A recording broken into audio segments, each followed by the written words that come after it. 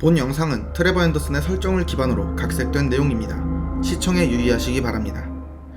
기괴한 도서관 트레버 앤더슨 시리즈 너버스 하우스 게스트 지금 시작합니다. 가시죠. 미국 동부의 어느 시골 마을 밥이라는 이름의 남성이 있었습니다. 평소 소심하고 겁이 많았던 밥은 부모님이 돌아가신 후 외부와 단절된 채 집안에서 혼자 지냈습니다.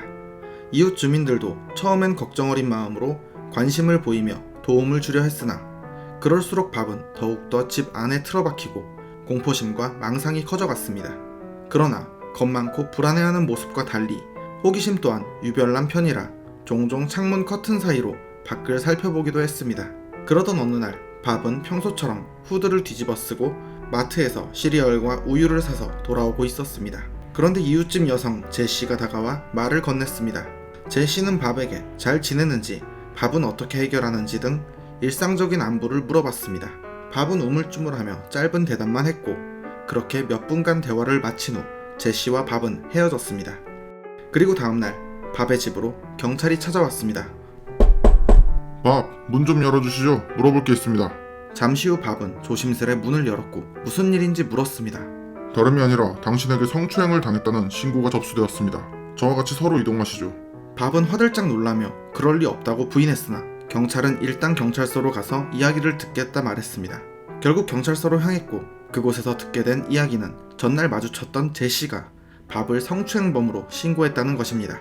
밥은 당연히 억울해했지만 제시의 일관된 진술과 눈물에 경찰들도 제시의 편이었습니다. 오히려 밥에게 자백을 강요하고 합의를 제안하기도 했습니다. 며칠이 지난 뒤 소심했던 밥은 이렇게 외출하고 사람 많은 곳에 있는 것 자체가 괴로웠기에 자포자기하는 심정으로 거짓 자백을 하고 거액의 합의금을 지불한 뒤 집으로 돌아갈 수 있었습니다. 그 후 밥은 더욱더 외출을 하지 않게 되었고 가끔 창문 틈으로 밖을 살펴볼 뿐이었으며 망상과 불안함은 더욱더 커져갔습니다. 그리고 몇 년이 지났을 무렵 이웃집에서 악취가 난다는 신고로 인해 피해 망상과 우울증으로 인해 자살했던 밥의 시신이 사후 일주일 뒤에 발견되었습니다. 그렇게 안타까운 밥의 사망 소식이 알려지고 몇 년이 지난 어느 날 한 장의 사진이 온라인에 게시되었습니다. 무언가 거대하고 새하얀 존재가 집 위에서 내려다보는 모습이었습니다. 이 존재는 너버스 하우스 게스트라고 불리며 사진 게시자의 말에 따르면 사진을 찍자 어느샌가 사라져 있었으며 사진을 찍기 전까지 이 존재는 그저 바라볼 뿐 아무런 행동도 하지 않았다고 말했습니다. 이후에도 목격담이 이어졌으나 그 누구도 이 존재에게 피해를 입은 사람은 없었으며 그저 불안하고 초조한 듯한 눈빛으로 바라보기만 한다고 말했습니다. 그리고 공통적으로 말을 건네거나 사진을 찍는 등 누군가 자신을 인지했다고 느낀다면 어느샌가 사라져버린다고 합니다.